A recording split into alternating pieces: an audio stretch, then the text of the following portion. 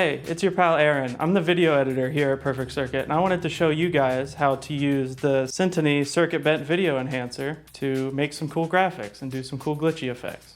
I use the CBV001 all the time here at Perfect Circuit when I make cool graphics like these, and like these. The Syntonie CBV001 is a circuit bent analog video enhancer based off of old Archer circuits. So in normal terms, it takes your analog video and makes it real glitchy. So the first step of this is to take whatever graphics you have, it could be picture, it could be video, anything really, and you need to get it off of your computer onto an analog video display. And for that, I'm using this little HDMI to AV adapter box. They're like 10 bucks, you can find them anywhere. And as a display for this today, I'm using a little 3D printed Eurorack mount display that I pulled out of an old backup camera and then designed this little thing for so it'll fit in my case. You can use any sort of display for this, whether it just be another like a straight up capture card, could be like a CRT TV that you find on the side of the road, or something like this. I prefer this a lot of the times because of the texture it adds to the video. It's important to acknowledge the nature of analog video and how it's grungy, it's old, and it has a ton of character. And there's a ton of different ways to get to that character without buying some $60 After Effects plugin. Whether it be you buy something like this, you circuit bend some old video equipment you find at a thrift store, or you just crack open a VCR and start poking things. It's important to have fun with it and find your own way to crack an egg, but I'm gonna show you how I crack my eggs with this guy. So the CBV001 is super simple to use. There is the main enhance knob, which if you're familiar with old video enhancers, it really just kind of brightens the footage and sharpens it, air quotes, a little bit. And then there's all these other knobs. These are all your individual different type of glitchy effects. There's a switch under each of them that can be pushed up or down to provide different effects.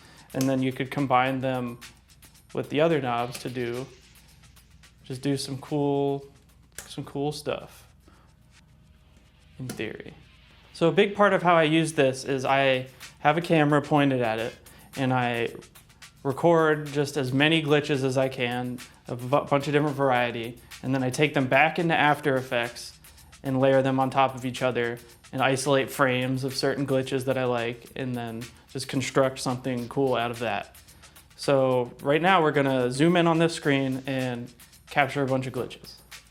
So we've turned off all the lights and zoomed into our nice little display here. You can see the texture I was talking about in this display, that you can see each pixel of the little screen.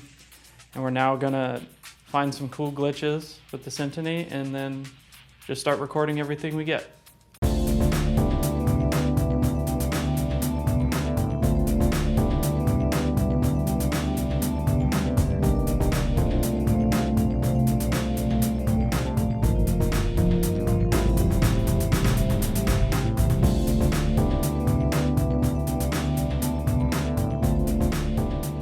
So I recorded a couple minutes of cool glitches.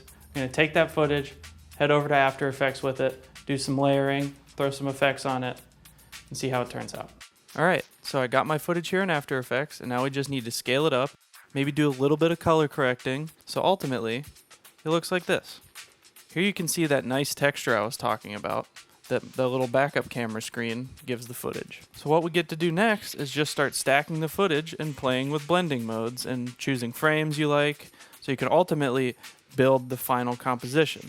A lot of times just messing with these blending modes is how I get a lot of the cool textures I'm after. So much like a cooking show, I got the final product already in the oven. After like 20-30 minutes of digging through all the footage and finding the glitches I like, here's what I came up with.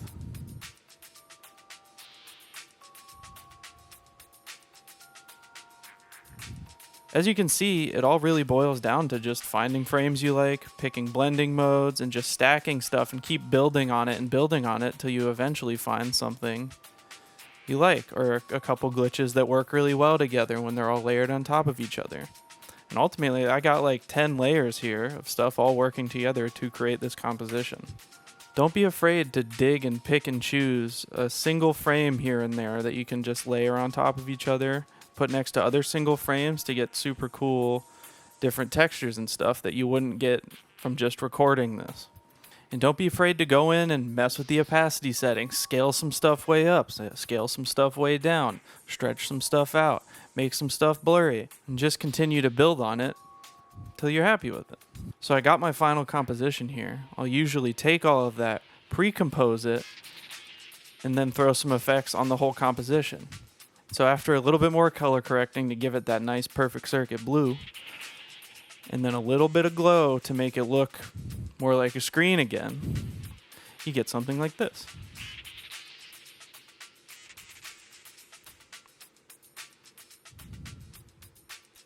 You can then take this footage and then luma key out the background, overlay it on top of your footage, use as like a cool intro logo, which is usually what I do. Or you could spit it back out into your rig and do even more glitching, or run it through a VCR to give it that kind of texture if you want. So that's the glory of analog video. You can keep spitting it out, pulling it back in, making it progressively grosser in a way that it's not super attainable with just After Effects alone.